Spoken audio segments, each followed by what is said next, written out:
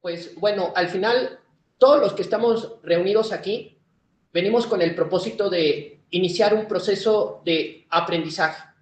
Aquí todos estamos para iniciar un camino que, como habíamos mencionado o se había comentado en la clase anterior, es un camino de carácter interior. Por eso recordemos que se le llama camino secreto. Secreto porque no está a la vista de todos. Es un camino que cada quien va a vivir en sí mismo. Es un camino que vamos a encontrar en nuestra propia vida. Porque al final el desarrollo interior, el desarrollo de la parte espiritual, no está peleado con las actividades de nuestra vida cotidiana, sino que es precisamente en ese día a día, en la relación que tengo en mi trabajo, con mi pareja, con mis hijos, es ahí donde encontramos el taller para el desarrollo de nuestra propia conciencia, para el desarrollo de nuestra alma, o mejor podríamos decir, de nuestra fracción de alma, porque esta se encuentra en un estado, podemos decir, embrionario. Para mí, el alma, la conciencia, está en un estado de semilla. En ella se encuentran las infinitas posibilidades. Y nosotros, nuestro deber, o como yo considero, nuestro propósito en la vida, porque ahí se dice que cada quien tiene una misión, cada quien tiene un propósito en la vida, y así como yo lo veo, ese propósito de la vida está en el desarrollo de nuestra propia alma, en el desarrollo de esa semilla, que en ella se encuentran encerradas infinitas posibilidades. Así que el medio para poderlo hacer es nuestra propia vida física. Es la que nos va a brindar los medios, las circunstancias, nos va a poner a las personas, nos va a poner el conocimiento para que nosotros nos desarrollemos interiormente. Así que en esta clase, pues se va a hablar precisamente de aquellas escuelas, aquellas corrientes esotéricas que brindaban un medio, un camino para el desarrollo de esa alma. Y por ahí se dice un dicho que todos los caminos llevan a Roma. Pero en esta cuestión esotérica debemos encontrar un único camino. Ese camino es el camino del que hablaba el Cristo, indicando que es un camino largo, estrecho y muy difícil de recorrer. Y también el Cristo marca que no todos encuentran ese camino. Así que el día de hoy, de mano de nuestro compañero Miguel Martínez, todavía vamos a profundizar más acerca de cómo vivir ese camino. Porque la intención de estas pláticas, la intención de este conocimiento, es que adquiramos herramientas prácticas que podamos aplicar en nuestra vida diaria.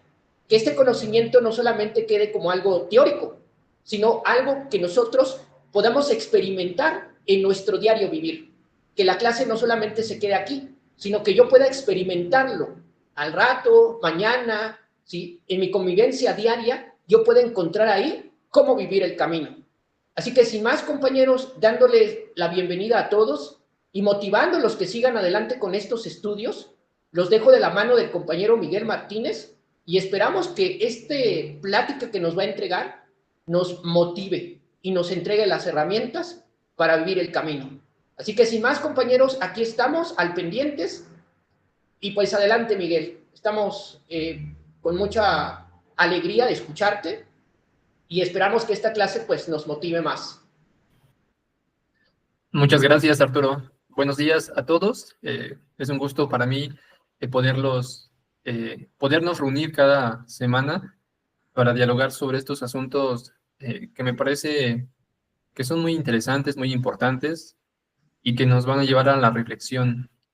Hoy Arturo pues nos ha hecho una introducción bastante enriquecida y ha mencionado algunos aspectos, algunos puntos que vamos a ir estudiando a lo largo de las siguientes sesiones, aspectos como la conciencia, como aspectos como el sueño de la conciencia, que ya desde ahora mismo vamos a empezar a mencionar, porque es parte del autoconocimiento. Recordemos que este curso nos va a llevar a conocernos a sí mismos, o mejor dicho, nos dará las herramientas para que nosotros, a través de un trabajo consciente, podamos irnos conociendo así a uno mismo, ir descubriendo qué es lo que somos, qué es lo que tenemos, qué nos sobra y también qué nos falta, y así poder desarrollar esas potencialidades que mencionaba Arturo. Hay un concepto que es muy interesante, que todas las tradiciones antiguas mencionan, y que nos habla de que en el ser humano radica una parte espiritual, una fuerza divina. Particularmente el gnosticismo antiguo lo llamaba como el neuma, la chispa divina que habita en todo ser humano. Según estos conocimientos antiguos, todos tenemos en nuestro interior una fuerza divina, una emanación de lo que podríamos denominar como Dios, una energía superior, una energía suprema. Sin embargo, también las tradiciones antiguas mencionan que esa chispa divina, cuando llega al mundo material, lamentablemente cae en un estado de sueño, en un estado de inconsciencia, en un estado de profunda ignorancia. Y uno de los, o el principal objetivo de estas, o de nosotros como seres humanos, aquí, o seres espirituales encarnados en un mundo material, según las tradiciones antiguas, es despertar la chispa divina. Lo que hoy se habla mucho sobre el despertar de la conciencia.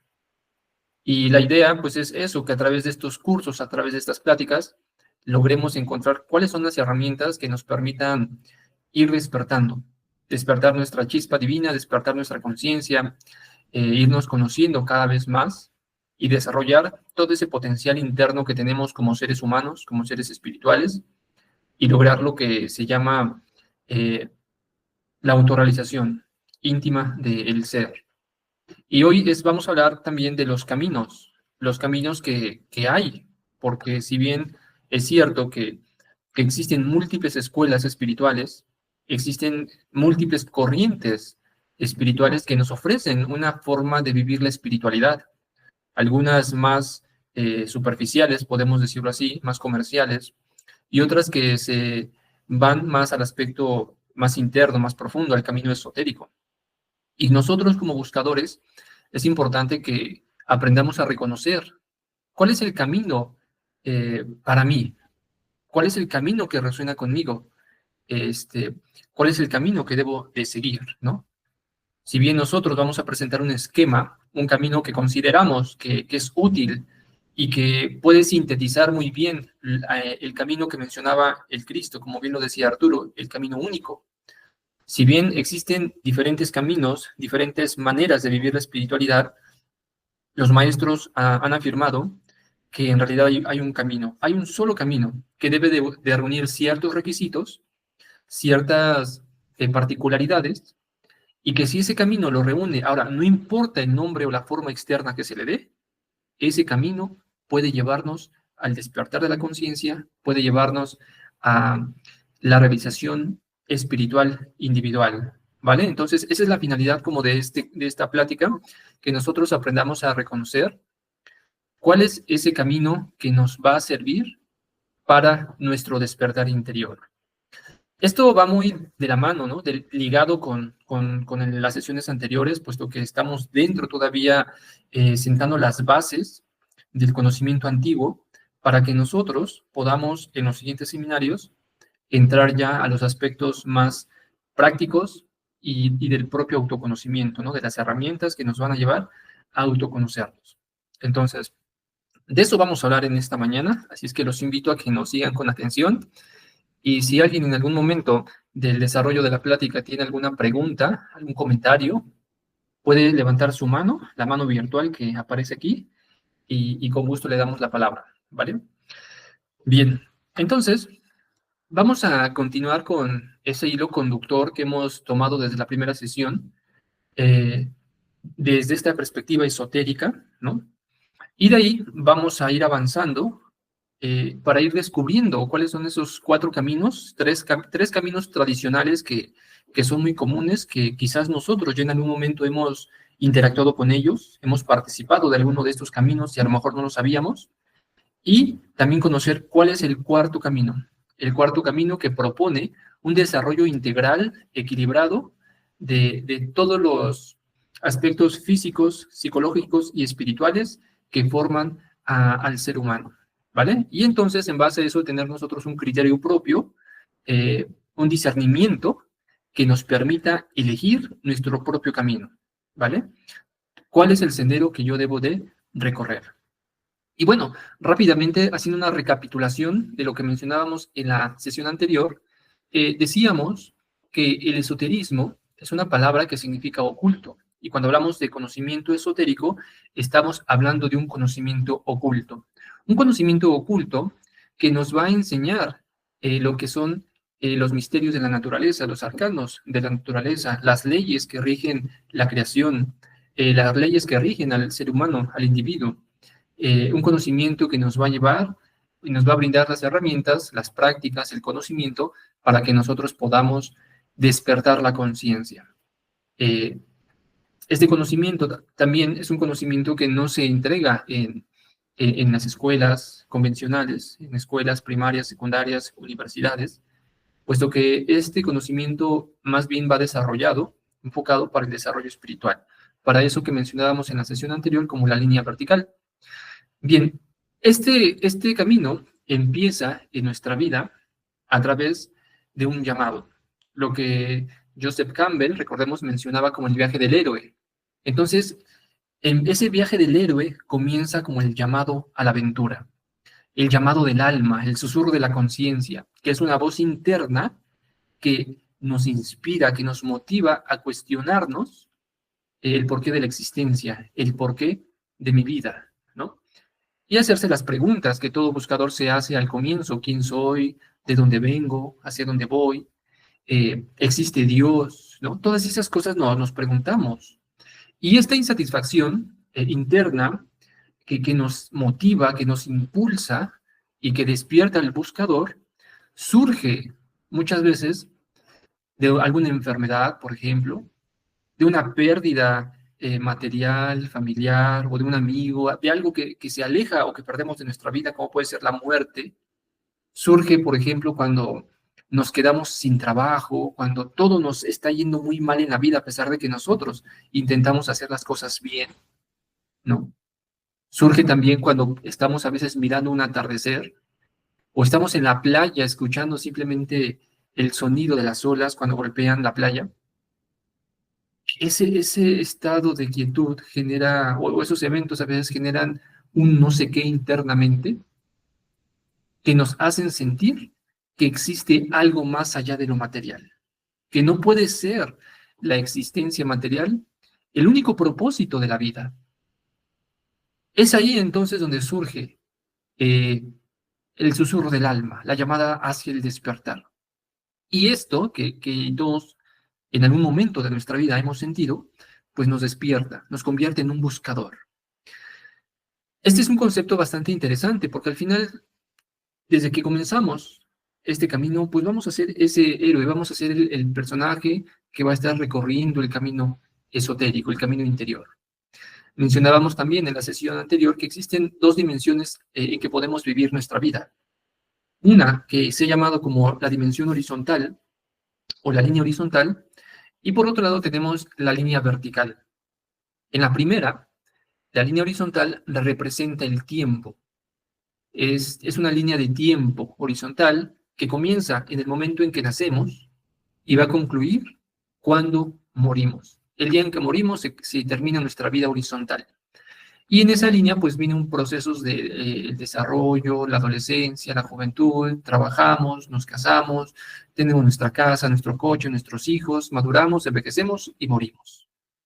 Es una vida lineal que no tiene dentro de ella un propósito trascendental, un propósito real de desarrollo espiritual, sino que simplemente nos dejamos guiar por las costumbres, por las tradiciones, por la moral, por lo que nos ha tocado vivir en este mundo, adaptándonos a las modas, a los cambios, a todas estas cuestiones, pero en donde esa chispa divina que todos tenemos vive adormecida.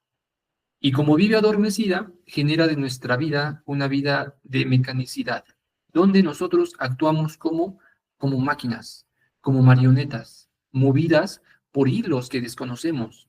Porque a veces, no sé si ustedes se han preguntado o se han dado cuenta, que a veces hay cosas que hacen, que piensan, que dicen, pero que no querían decirlas, ¿no? Y entonces dicen, es que ¿cómo he dicho esto y yo no lo quería decir? ¿Por qué hice esto si no lo quería hacer? ¿Por qué tengo estos pensamientos? Bueno, porque según la psicología profunda, la psicología del espíritu, existen ciertas energías que hay dentro del ser humano que son antagónicas a la conciencia y que controlan nuestro pensamiento, nuestros movimientos y también nuestros actos. Todo esto lo vamos a ir viendo más adelante. Pues bien, la línea vertical es la línea del desarrollo espiritual, es el eje del ser. Es ahí en donde empieza nuestro camino. Cuando empiezan a ver nuestros cambios, cuando empieza a ver nuestras transformaciones interiores, entonces es que estamos empezando a recorrer el camino vertical, la línea vertical. Y esa oportunidad de transformación y de cambio se presenta a cada momento de nuestra vida. Cada momento de nuestra vida es una oportunidad para trascender a estados superiores de conciencia, para cambiarnos, para cambiar nuestra manera de actuar ante las circunstancias, cambiar nuestra manera de pensar, ¿no? Ahí empieza nuestro camino interior. Bueno, decíamos en la sesión anterior que estos conocimientos se enseñaban en las escuelas de misterios. Las escuelas de misterios eran lo que podríamos llamar hoy en día como las universidades. Esas universidades que estaban muchas veces en lugares muy alejados de las grandes ciudades, o de lo que podríamos considerar una ciudad en aquel entonces, que eran pues en realidad poblados muy pequeños, pero por lo regular estaban en montañas, alejado de la civilización, ¿sí? Y eran verdaderas universidades espirituales, donde el buscador, aquel inquieto espiritual, aquel que deseaba conocerse a sí mismo, pues quería acceder a esas escuelas, pues bien, a ellos se les presentaba una serie de exámenes o de pruebas para acceder a estas escuelas. Una vez dentro, pues bueno, se le enseñaban todos los conocimientos, ¿no? De forma gradual. Y uno de ellos, uno de sus conocimientos que se les enseñaba a estas personas, es que la máquina humana, hablando específicamente del cuerpo físico, es una máquina tripartita. Es decir, que el ser humano, como nos percibimos como máquinas, como cuerpo material de carne y hueso, en realidad no solo somos una persona, no solo somos un aspecto material. Cuando alguien nos pregunta, oye, ¿quién eres? O un ejemplo más simple, cuando llegamos a un lugar y tocamos la puerta, y la persona que está dentro, detrás de esa puerta, nos dice, ¿quién? Nosotros respondemos automáticamente, soy yo, ¿no? Y me siento como yo, como uno, como un individuo, como una persona, como un ser unitario, total, pleno. Sin embargo, es importante que analicemos ese yo.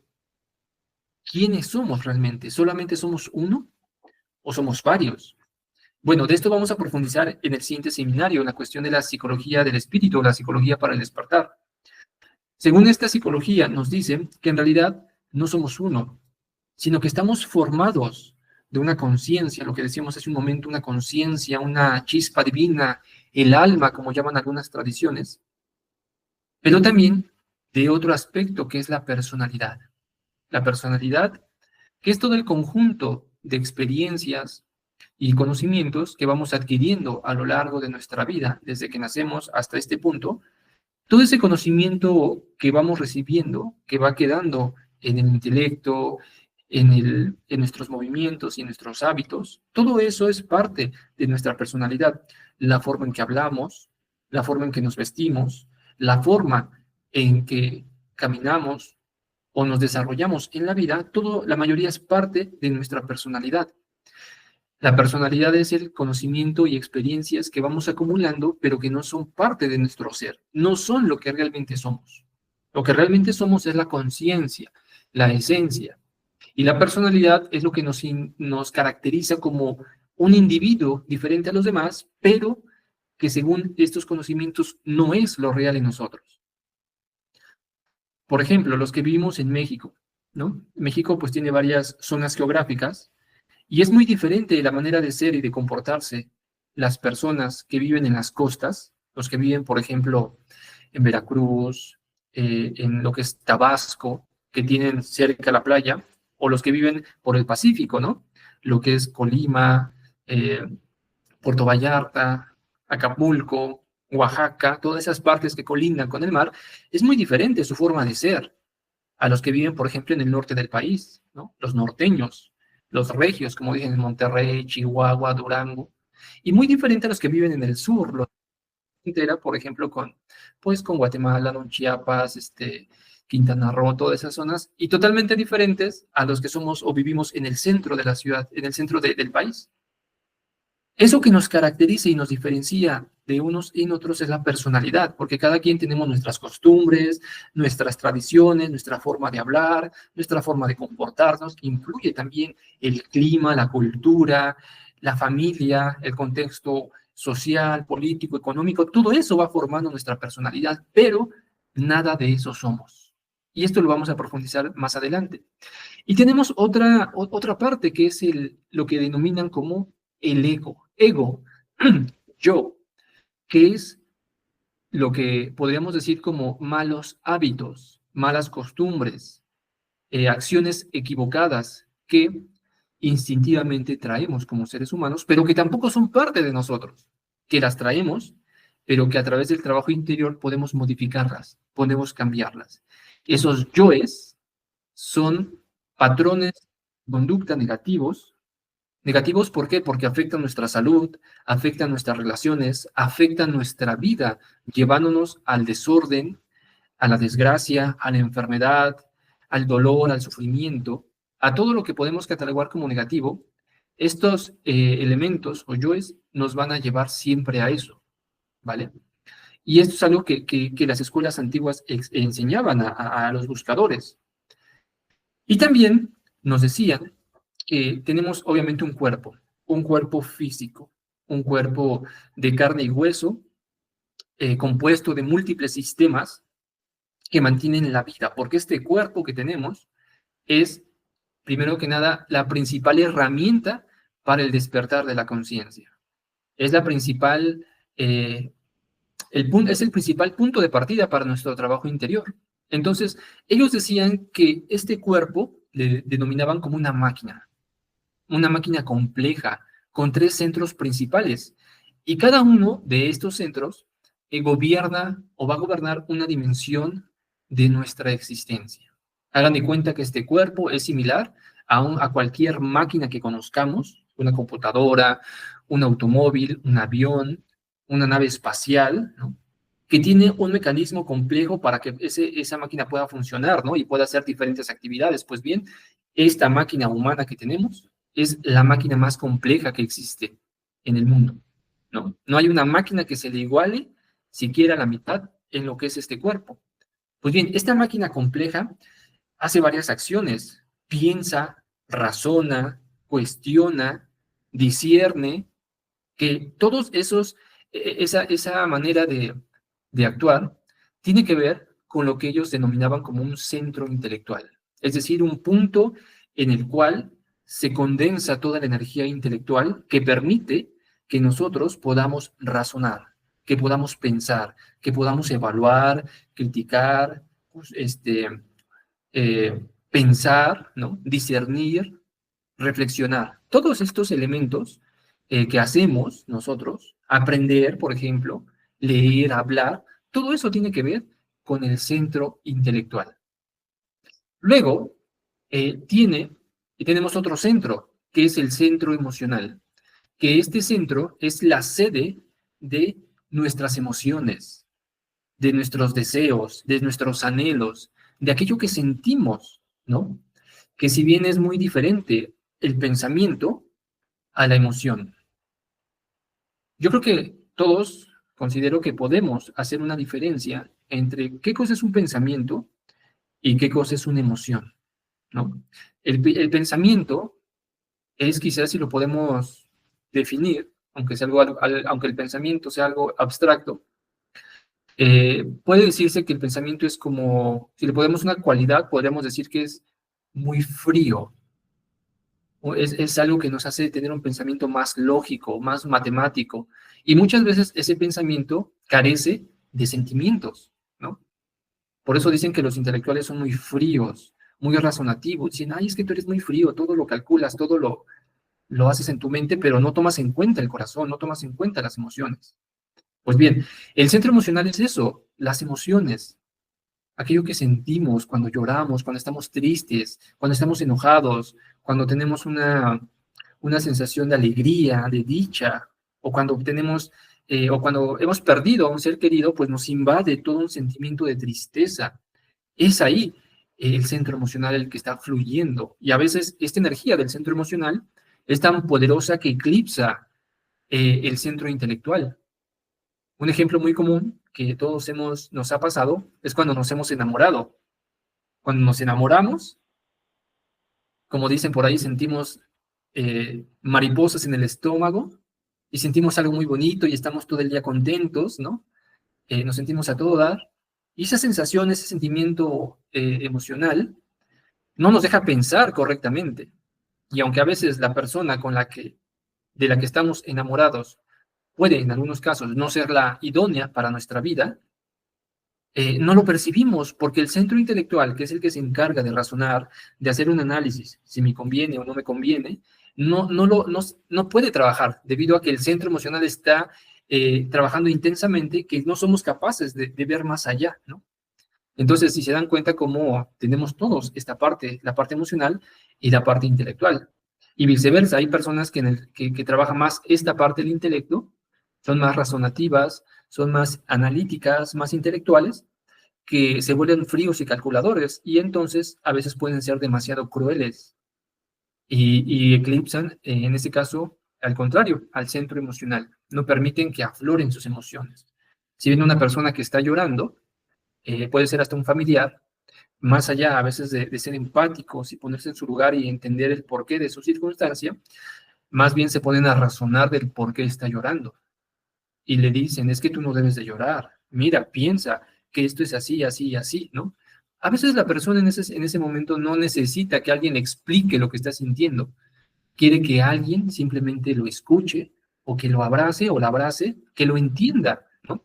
Entonces aquí hay muchas veces cuando no hay un equilibrio en nuestra vida, pues hay un dilema entre estos dos centros. Y tenemos el centro de la acción, el centro del movimiento, el centro físico, ¿no? Que este se encarga prácticamente de regir todos los movimientos del cuerpo, tanto instintivos como las funciones automáticas, como el respirar, el latir del corazón, el procesos de digestión, de asimilación y de desecho de lo que comemos, ¿no? Todos los movimientos que hace nuestro cuerpo pertenecen a este centro, al centro físico, o también se le llama, mejor conocido como centro motriz o motor. Motor porque es el que mueve el cuerpo físico, ¿vale? Entonces, según el conocimiento antiguo, todos tenemos estas tres dimensiones de manifestación. Centro pensante o intelectual, centro emocional y centro físico. Pues bien, en el hombre ordinario, en el hombre dormido, ¿sí? ¿Qué pasa? Que estos tres centros están descoordinados. Es decir, que no funcionan de manera equilibrada. Siempre hay un conflicto entre estos tres centros, lo que genera en nuestra vida interior un conflicto espiritual, un conflicto interno, porque pensamos una cosa, sentimos algo muy diferente y hacemos todo lo contrario. No hay congruencia en nuestra vida, en lo que pensamos, en lo que somos y en lo que hacemos. Y esto se debe precisamente a esa multiplicidad psicológica que se llaman yoes, ¿no? Pues bien, en un momento actuamos desde el intelecto, ¿no? Decimos, no, yo no quiero esto porque no me gusta o porque ya lo estudié bien, ya lo analicé y para mí no me conviene. Pero posteriormente, al ver las cosas, nos contradecimos porque surge la emoción y dice, bueno, es que siempre sí lo quería, ¿no? O sea, hay una constante lucha interna entre estos aspectos. Hay una fragmentación. Y esto se debe, ese desequilibrio, esa fragmentación, porque no somos esta unidad que se dice así, no está, valga la redundancia, no está unida, ¿sí? No está en equilibrio, Esto genera sueño de la conciencia y obviamente una mecanicidad, tanto física como psicológica. A ver, aquí se nos trabó. A ver. Deme un segundito. Esto es muy, muy interesante, esta parte de cómo funcionan estos centros, porque de ahí parte el trabajo que nosotros proponemos, ¿no? O que nos proponen las escuelas esotéricas. El trabajo eh, del equilibrio, ¿no? El equilibrio de estos centros. A ver.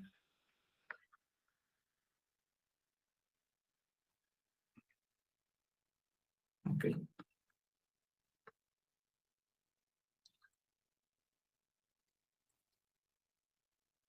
Bien, ya quedó esto.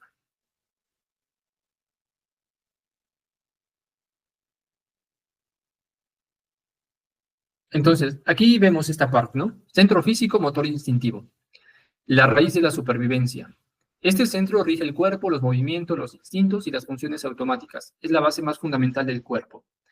¿Cuáles son sus funciones principales? Esto que comentábamos hace un momento, control de movimientos corporales, instintos de supervivencia, funciones automáticas, la respiración, la digestión y todos los procesos internos, todos los movimientos internos del cuerpo, respuestas reflejas ante estímulos, ¿no? Si de repente me pincho el brazo con una espina de alguna planta, pues inmediatamente respondo, ¿no? Un reflejo instantáneo del cuerpo.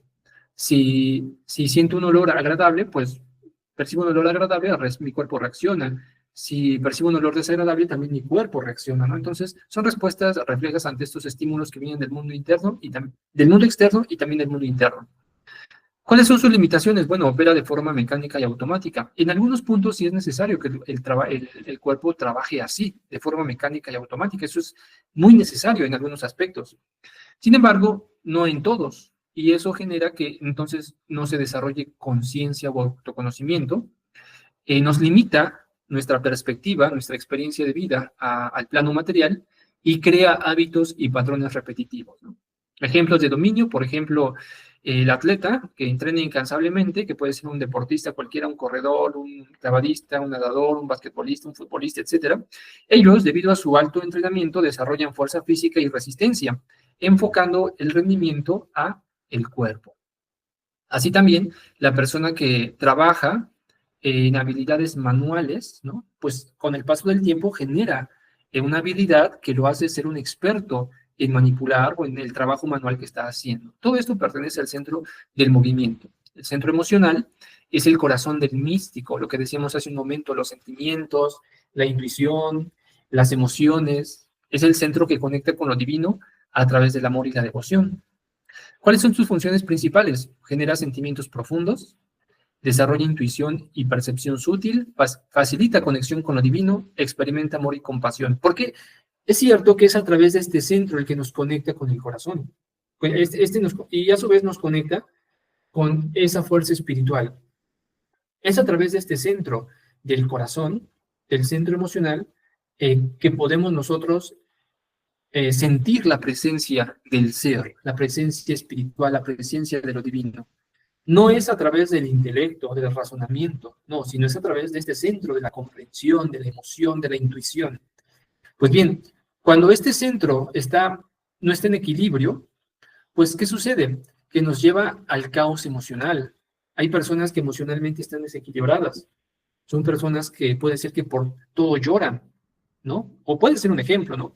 Es decir, que si se les dice algo, por insignificante que sea, dicen es que soy muy sentimental. Bueno, habría que reflexionarlo si son muy sentimentales o tienen el centro emocional dañado o desequilibrado, ¿no? Puede crear un torbellino de sentimientos, suscita reacciones impulsivas, sin equilibrio, dijimos, nos lleva al caos emocional y dificulta la objetividad y el análisis. ¿Por qué?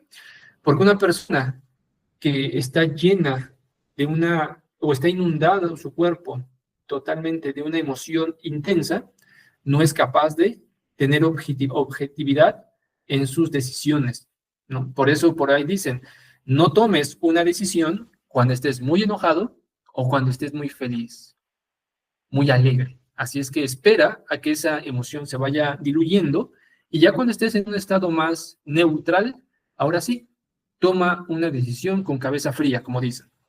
Ejemplos de dominio: el místico busca la unión con lo divino a través del amor, la oración, la devoción, experimentando éxtasis éxtasis espirituales.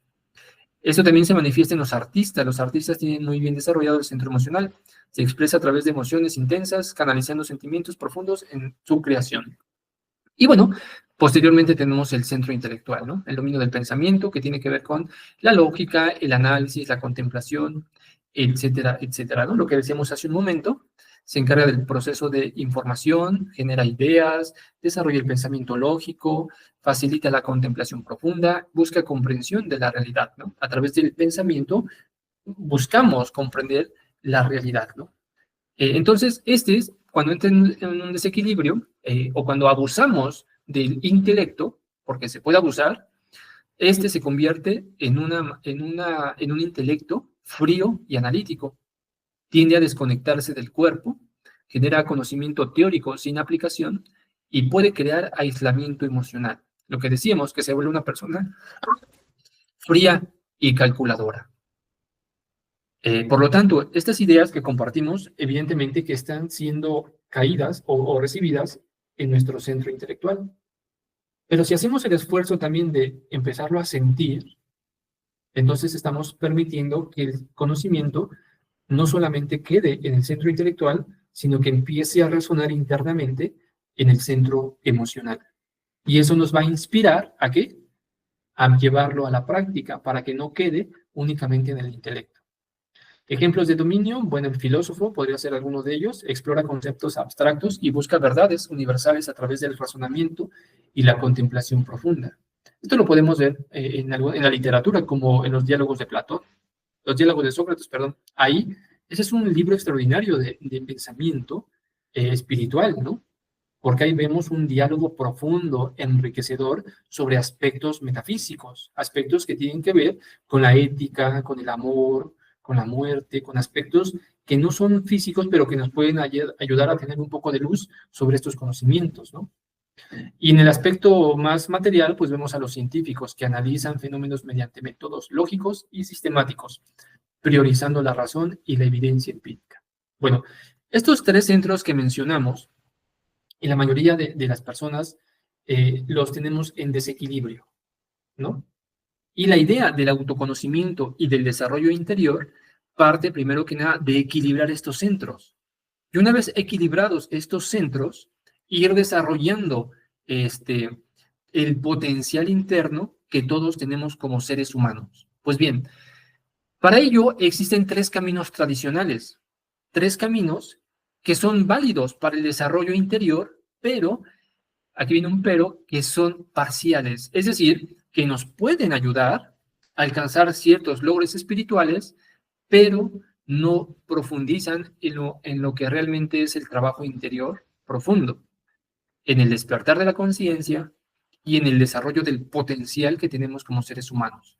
El ser humano es semejante a una semilla de un roble, de cualquier árbol que se entierra, se siembra en la tierra, y una semilla, es muy diferente a un árbol, ¿no? No podemos comparar una semilla con un árbol como un roble, por ejemplo. Esos árboles que hay en el sur de México, la ceiba, por ejemplo, que son árboles enormes, son gigantes.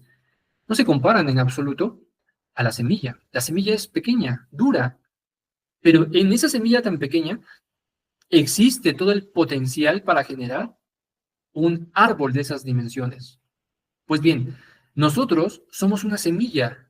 ¿Una semilla de quién? De un superhombre, como decía Nietzsche. Es decir, el superhombre es el que ha desarrollado todas sus potencialidades espirituales.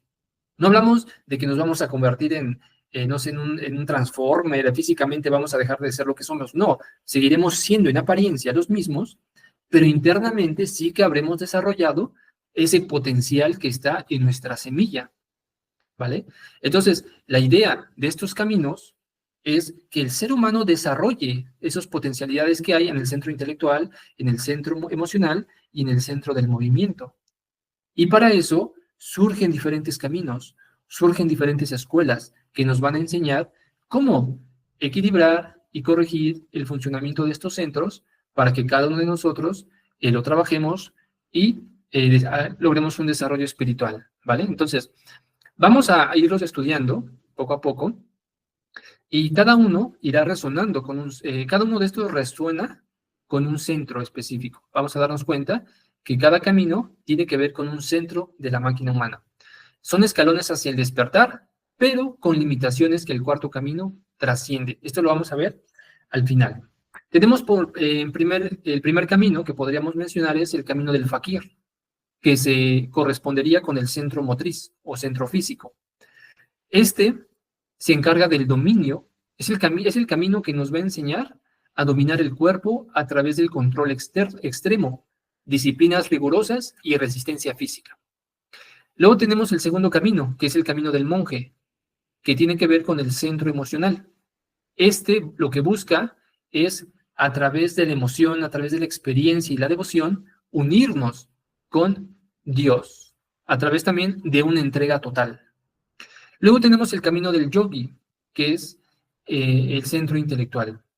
Y este persigue la iluminación mediante el conocimiento profundo. Aquí nos habla pues de la meditación y del dominio de la mente, aprender a dominar nuestra mente, no la de los demás, nuestra propia mente. Esto es muy interesante porque si se dan cuenta, si no hay una disciplina y un trabajo, la mente, que es la que genera los pensamientos, es decir, nuestros pensamientos en sí están completamente desordenados. Pensamos una cosa, luego otra, y no tenemos un control de nuestros pensamientos. No podemos lograr lo que se llama el vacío mental, la quietud mental, la paz mental. Es difícil, ¿no? Hay gente que dice que es imposible dejar la mente en silencio. Bueno, si no hay una disciplina, si no hay una práctica, claro que es imposible. Pero aquí vamos a aprender cómo lograr esos estados de calma mental. Bien, vamos a profundizar más en estos caminos. El camino del fakir. Dijimos que es el dominio del centro físico o centro motor. El fakir va a dedicar toda su vida, o la mayoría de su vida, a dominar el cuerpo físico, buscando trascender la materialidad a través del control extremo del centro físico. Bueno, algunas de las prácticas que realiza son ayunos prolongados, posturas físicas extremas, resistencia al dolor y soportar condiciones climáticas adversas. Es decir, que todas aquellas prácticas que nos salen, por ejemplo, de ayunos prolongados, que hoy en día se habla mucho de los ayunos, con un propósito, porque si se dan cuenta, una persona que entra en este tipo de ayunos o de una dieta específica o una alimentación específica, tiene un propósito de vida que es ser una mejor persona. Digamos, ¿en qué sentido? En mejorar su alimentación, en adelgazar, en verse mejor, en elevar su autoestima, o bien en mejorar su salud. O sea, ya estamos hablando de una persona que empieza a tomar conciencia para hacer un cambio en su vida, para dejar de ser lo que era y convertirse en una persona diferente. Como dicen por ahí, la mejor versión de sí mismo, ¿no? Entonces va a entrar en un camino y muchas veces ese camino, que a veces no sabemos que pueda ser espiritual, nos lleva a entrar en esto, a lo que las escuelas denominan como el camino del fakir. Entonces, la persona hace ayunos prolongados, por ejemplo, posturas físicas que pueden ser, entran en escuelas de yoga, donde más que filosofía se nos enseña posturas físicas que son extraordinarias para la salud, los estiramientos, o sea, realmente la yoga que se encarga en este caso en el manejo del cuerpo es extraordinaria, ¿no? Hay diferentes tipos de yoga, según la filosofía hindú, si no mal recuerdo, existen 7 tipos de yoga, pero la más difundida en la actualidad es la yoga, ahí se me fue el nombre, la Hatha Yoga que quiere decir la unión del cuerpo con lo divino, es decir, que a través de posturas físicas extremas, incluso a veces hasta dolorosas, las personas quieren llegar a un desarrollo espiritual, ¿no? Entonces, también soportan condiciones climáticas y adversas. Hay caminos en donde para adquirir el conocimiento, la iniciación, al aspirante o al practicante se le somete a soportar condiciones climáticas adversas, que pueden ser, por ejemplo, yo conocí el caso de una persona que me comentaba, ¿no? Que a veces tenía que ir a la montaña, en la oscuridad, en el frío, y estar ahí, permanecer ahí toda una noche o varios días sin alimento, dentro de un círculo, ¿no? Esos caminos pertenecen o entran dentro de esa categoría del camino del fakir, ¿no? Conocí también, esa misma persona me decía que él hacía sacrificios de él mismo, entonces con una navaja caliente pues se quemaba el cuerpo o se hacía cortes en su cuerpo para sacrificarlos a la divinidad, ¿no? Y él entendía esa forma de conectar con lo divino a través de esos actos. Aquí estamos hablando del camino de un fakirismo, que si bien no es fakir como se menciona en la India, ¿no? O en los países orientales, en la región oriental, sí es una forma de fakirismo, donde creemos o pensamos que a través del cuerpo, de esos esfuerzos o sacrificios que realiza el cuerpo, podemos alcanzar un estado de despertar espiritual. Claro que sí lo podemos, sí se consiguen, o sea, son personas que cuando lo viven con fe, con devoción, bueno, aunque muchas veces en estos caminos no hay tanta fe, sino más bien es como la imitación, porque así me lo enseñó el maestro, así lo tengo que hacer, no pregunto, no cuestiono, simplemente lo hago.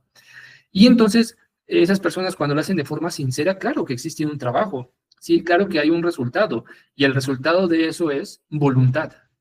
Adquieren una voluntad que no cualquiera tenemos, ¿no? Porque si uno dice, ay, se van a la montaña y se quedan en la noche ahí solos, bueno, pero a ver quién lo hace, ¿no? Yo nunca he hecho ese tipo de experimento.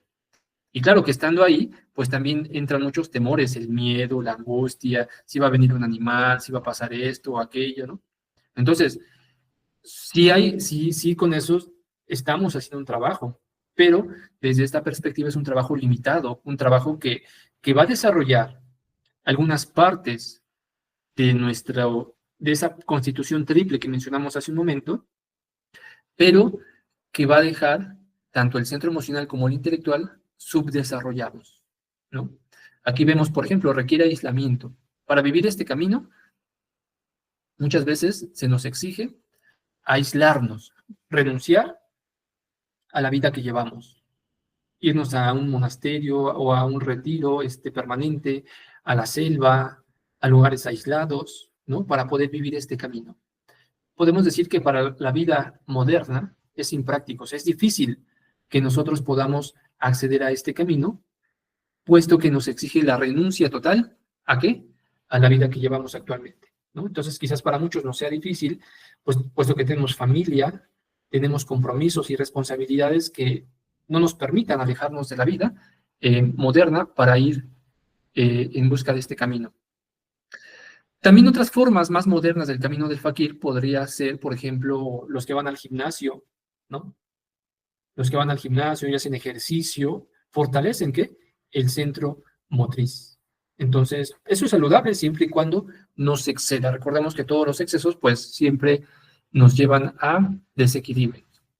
Un ejemplo de esto es una seta hindú en las montañas del Himalaya, permanece inmóvil bajo el sol abrasador, ayuna durante semanas o duerme sobre clavos, buscando estados místicos a través del sufrimiento físico voluntario. Es decir, que ellos voluntariamente se provocan el dolor, el sufrimiento, y con eso pues buscan ser más espirituales, ¿no? Es una forma de camino muy respetable. Quizás alguno de ustedes se sienta en afín con este camino y pues diga, bueno, yo quisiera ser un fakir, ¿no? Eso es muy respetable. Bueno, luego tenemos el camino del monje, que tiene que ver con el centro emocional. El monje se centra en el centro emocional, buscando la unión con lo divino a través del amor, la devoción y la entrega total. Bueno, aquí vemos entonces en este camino un aspecto diferente. Esto que planteamos lo menciona también los maestros del cuarto camino, como Uspensky, Nicole, Gurdjieff, y bueno, hay otros más exégetas del cuarto camino, exponentes de esta tradición, que es muy interesante, ¿no? Al final de esta presentación les voy a dejar viene la bibliografía, para que si ustedes quieren profundizar. Él mencionaba, por ejemplo, que el camino del fakir es el camino de la imitación. donde el fakir, en la antigüedad, simplemente entraba en ese camino por imitación. Es decir, tenía un impulso, un anhelo espiritual, pero en la calle veía a un fakir ahí con su turbante, semidesnudo, en una posición incómoda. Entonces él llegaba, se sentaba a su lado de ese fakir que adoptaba como maestro y hacía exactamente la misma postura, levantaba la mano y la otra la tenía de otra manera, ¿no? Y así se quedaba durante años, años sin moverse, no sabía ni entendía el por qué, pero lo hacía. Con eso, claro, desarrollaba voluntad, pero no despertaba la conciencia. Entonces el camino del fakir es el camino de la imitación. Luego, el camino del monje es el camino de la fe, de lo devocional, ¿no? Y este camino, en él encontramos oración constante, cantos, rituales sagrados, renuncia a los deseos mundanos, entrega del ego, bueno, en este caso, sí, entrega del ego a una causa superior, es decir, aquí es ego, podemos entenderlo en este caso como la entrega de la persona a una causa superior, ¿no? ¿Qué limitaciones tiene este camino? Bueno, que así como el camino del fakir, también exige que nos retiremos de la vida moderna. Es decir, que para poder vivir este camino tenemos que irnos a monasterios, a comunidades espirituales. Puede llevarnos este camino, si no hay un equilibrio, al fanatismo. Esto es peligroso, el fanatismo. El fanatismo, cuando el camino del monje, cuando es estados de devoción, de acercamiento a Dios a través de la oración, no se hace con equilibrio, ¿qué sucede? Que nos lleva al fanatismo. Entonces un monje puede ser extremadamente fanático de su religión, de sus libros sagrados, ¿no? A tal grado que pueden convertirse en asesinos. Esto hay que tenerlo con mucho cuidado. En estos pueden surgir falsos pseudomaestros, líderes espirituales que se creen la reencarnación de Jesucristo, de Buda, y que han llevado incluso a la muerte, al suicidio colectivo de masas, ¿no? Esto es muy, muy, muy común también cuando no hay un equilibrio en la vivencia del camino del monje. Y así, como en el anterior camino, aquí queda el cuerpo y la mente subdesarrollados. Es decir, que como todo su fuerza, su enfoque es únicamente del centro emocional, no se desarrolla la parte motriz, ni tampoco se desarrolla la parte intelectual. Su saber es limitado, no tiene el intelecto desarrollado. Algunos de estos ejemplos pues, pueden ser el monje cristiano en un monasterio medieval, ora incesantemente, buscando la presencia divina a través del amor místico, o un derviche sufi que gira en éxtasis, disolviéndose en la unión con lo eterno.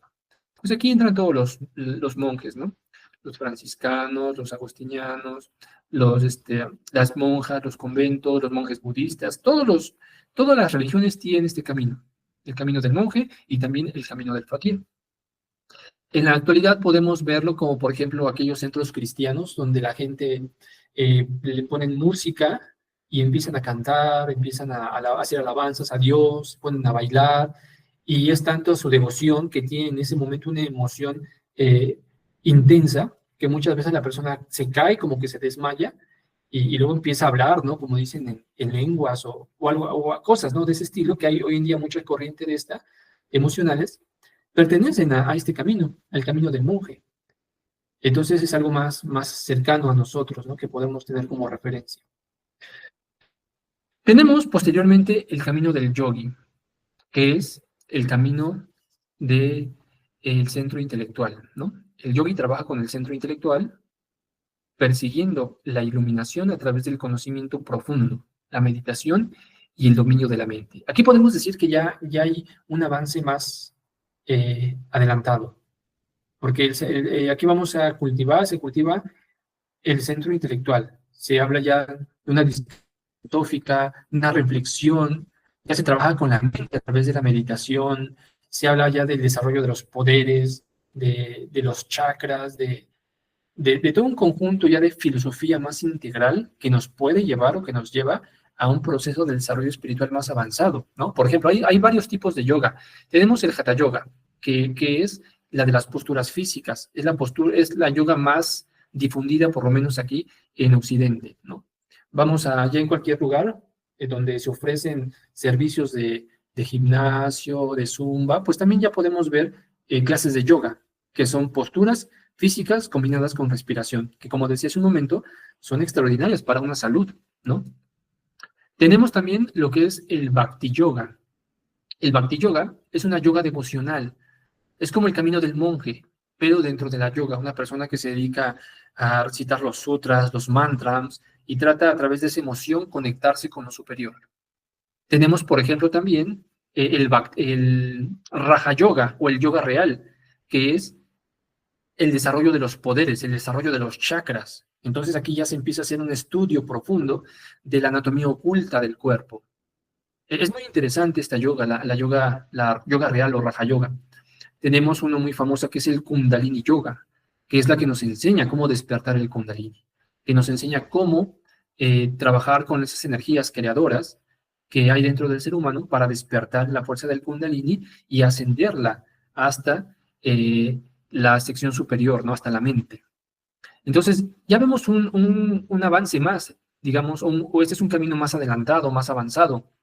Las prácticas clave, pues bueno, la meditación contemplativa, estudio de textos sagrados, análisis de la naturaleza de la realidad, exploración de estados de conciencia. ¿Cuáles son las limitaciones? Bueno, exige largos periodos de estudio, es decir, una entrega total. Como en los demás caminos, es una entrega total al camino. Al igual que los anteriores, requiere aislamiento y retiro. Sin embargo, descuida el cuerpo y las emociones. Esto nos puede llevar también a, si en el monje nos lleva a un riesgo de fanatismo, este nos puede llevar a un riesgo de saber, un saber estéril, porque no lo llevamos a la práctica. Ejemplo representativo, bueno, un yogi en un ashram medita durante horas, explorando estados de samadhi, o estudia textos sagrados como los Upanishad para desentrañar la unidad del ser con el cosmos. Entonces aquí, por ejemplo, hay personas que se dedican a la yoga, a la meditación y eso, que está muy bien, porque si nos ayuda. Pero si estos caminos no nos están llevando a una transformación interior, sino que por todo lo contrario, supongamos, me visto de blanco, medito todos los días, pero en lugar de ser una persona más humilde, más comprensiva, más abierta, me vuelvo una persona orgullosa, porque, es que yo soy un yogi, yo medito, tú no meditas, y me siento diferente y superior a las demás personas, entonces quiere decir que ese camino no lo estoy recorriendo sinceramente o verdaderamente, sino más que beneficiarse en mi conciencia, se están beneficiando esas partes egoístas de mí, ¿no? Y bueno, tenemos el cuarto camino, pero me gustaría que antes de entrar al cuarto camino pudiéramos platicar, dialogar sobre esto. ¿Alguien quisiera hacer